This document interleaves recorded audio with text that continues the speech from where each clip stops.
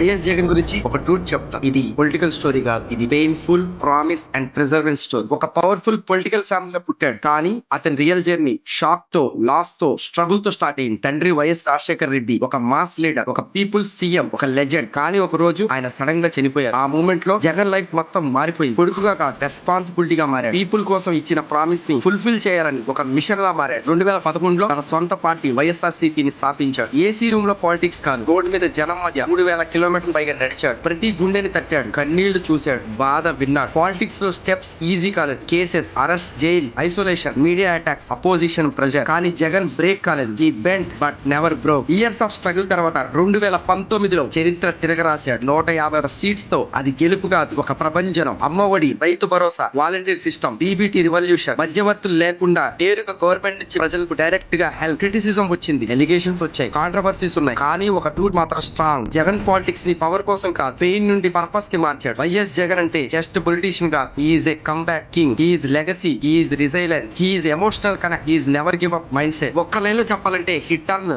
Heart break into history.